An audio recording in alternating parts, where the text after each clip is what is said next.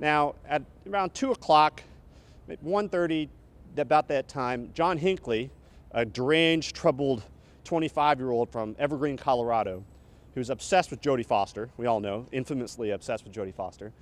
Hinckley is a really strange character, and I tried to write him in the most balanced way possible. People differ on whether he was really insane at that moment. The jury decided that he was. He had an obsession with Jodie Foster, and it had started a few years earlier. In 1976, he saw the movie Taxi Driver, and he began to fantasize about Jodie Foster. And his life began to kind of mirror Travis Bickle, who was the main character in Taxi Driver, the movie, a very violent film, where Bickle is a taxi driver, a former Army vet, who wants to kill a presidential candidate to impress a woman he admires.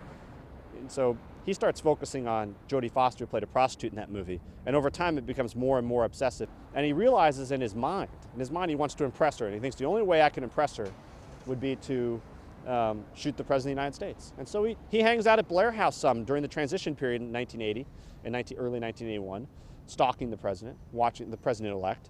He actually stalked Carter. In October, he was in October 1980, he was in Dayton, Ohio. And he got within arm's reach of the president, but he didn't bring his guns with him. He left them in the luggage at the bus station. And he regretted that.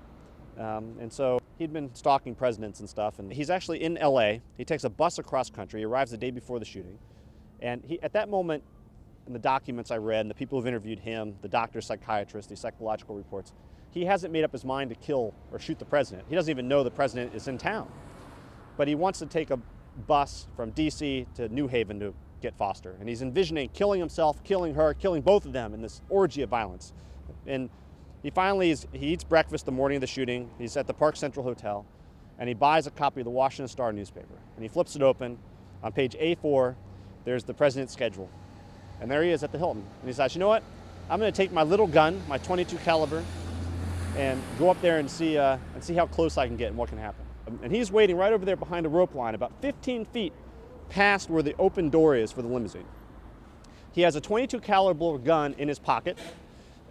It's loaded with Devastator bullets, which are tipped with lead azide. And lead azide is an explosive, a high explosive, so they blow up when they hit things.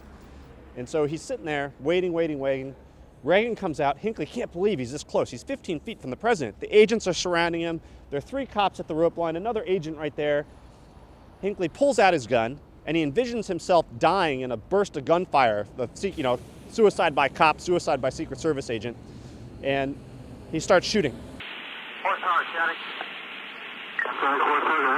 Advise when that shot fired. Shot fired. There are some injuries. Way 1 on. Mr. President.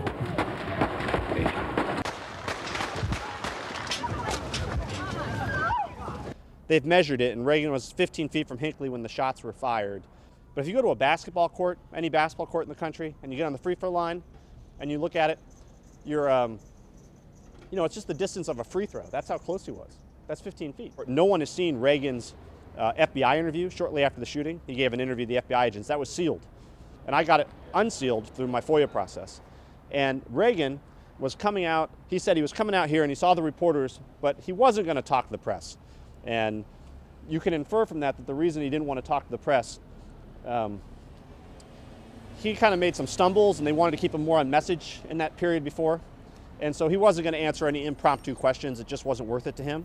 He also said if Hinckley had only waited, because he was going to climb onto the running board of the limousine, raise himself up and wave to a group of about 200 spectators across the street. I mean, back would have been to Hinckley as he waved. But Hinckley didn't wait. Hinckley started shooting.